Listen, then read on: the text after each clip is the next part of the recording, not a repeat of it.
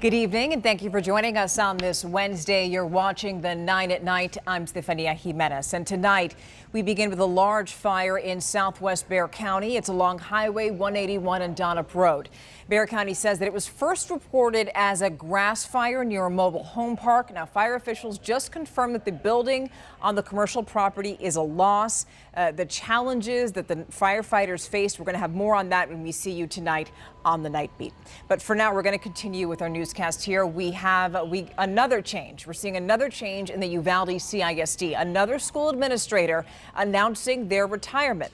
District officials have confirmed that Assistant Superintendent Beth Rivas is now retiring. Rivas is now the fourth UCISD administrator to retire since the shooting on May 24th. The former superintendent of the school district, Hal Harrell, announced his retirement earlier this month. And this fallout continues as Uvaldians push for accountability for leaders connected to the Robb Elementary mass shooting. Today, the head of the Texas Rangers announcing that he would retire amid an investigation, which is coming 5 months after the shooting.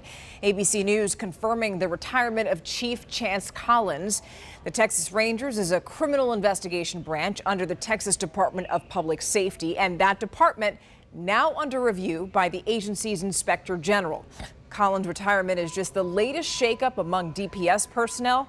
Now, we're going to have information on others who have stepped down or even been fired. We have information on that online right now at KSAT.com.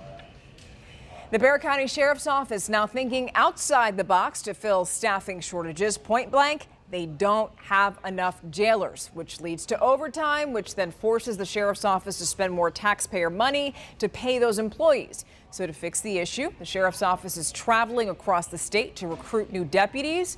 A recent report by a jail consulting group showed that our area had 2 to 3 times more jailer openings than other metro areas. But Sheriff Javier Salazar says that the BCSO has stricter hiring standards. There's about a 15-step process that goes along with applying for the Sheriff's Office. Everybody hurting for applicants is relaxing their standards, and we don't necessarily want to do that. The Sheriff's Office recently implemented a 20% pay increase and a $2,000 signing bonus to stay competitive with other large metro areas in Texas. Day 3 of early voting, it's over, and one of the local races that we're watching is for Bexar County District Attorney. It's incumbent Democrat Joe Gonzalez versus Republican Mark LaHood. One of the biggest issues that they're battling is Roe versus Wade being overturned and the consequences of that. Gonzalez says that he doesn't think it's just to prosecute pregnant women for getting abortions, but the Texas Tribune reports that state law is actually more focused on the providers. Meanwhile, Mark LaHood says that all laws would be enforced if he were elected, but he says there would still be a balancing act. I mean, not all crimes are created equal, right? Even with the abortion debate, I would imagine someone would say that a 39-week abortion is different than, I don't know, a 10-week. I mean, facts are important, history is important, as well as the caseload and what is going on with the DA's office. I will review those cases when and if they're filed by law enforcement, and then at that point I'll exercise my discretion about deciding whether or not to prosecute cases involving a woman that has committed an abortion. You could read more about the candidates on our website, KSAT.com. And by the way, early voting, that ends November 4th, and Election Day is November 8th. And if you have to wait outside to vote this week, you're going to want to listen to this. Here's meteorologist Adam Caskey with your forecast. Tomorrow, really just more of the same. Comfortably cool in the morning at 53, then by the afternoon, we'll make it up to 80 degrees. Some increasing clouds, and that's going to lead to some rain Friday morning. Much needed rain, but not the best timing. Morning commute likely to have delays, wet roads. Evening commute on Friday, just fine. Same with Friday night football. So that rain coming in the pre-dawn hours Friday all the way through about noon. I think about 60% coverage across our area, with some locations, the luckiest neighborhoods, getting about an inch of rain, but most of us seeing lesser amounts.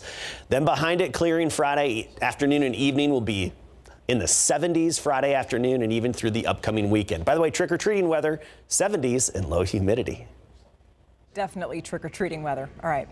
Progress. The city of San Antonio is making a dent when it comes to homelessness. San Antonio, one of the first cities in the country to find long-term housing for 1,500 people who were previously out on the street. Now, one of those people is Alan Green. He was a business owner selling glass art, but when his health declined, so did his finances. Green spent 16 nights sleeping on park benches before going to the shelter, Haven for Hope. And he spent 4 months there before he got into the rapid rehousing program. And so far, it's paid for a year's worth of rent and utilities. I just started putting that money in the bank. Because when I walked into Haven, all I had were pennies in my pocket. And when you've been through what I've been through, to say you're fine, I'm blessed. It really puts things into perspective. We're glad he's doing well. The city's public housing agency called Opportunity Home has been helping Green, and of course we hope that he continues to do well. St. Mary's University brought back its Mexican-American Studies program. Instead of a degree, though, the school is offering a certification on the subject, which you can use for professional development, especially now that diversity, equity, and inclusion are being promoted more in the business world. So understanding the culture, the economic questions and the social questions helps them kind of develop themselves as well as understand what's happening in the state and in the country. No matter where I want to serve in any capacity, I can be aware of their situation, of their experience, how policies and practices have affected them. And I can keep that in mind in any field that I decide to go to.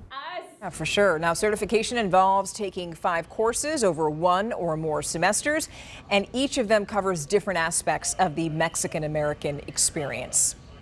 You know, while we're talking about that, we don't want you to forget the 10th annual Dia de los Muertos Festival. It starts on October 29th. We have a lot more information on our website. Here's the deal, though. If you can't make it out to the festival, we invite you to catch our primetime special. That airs Sunday at 8 p.m.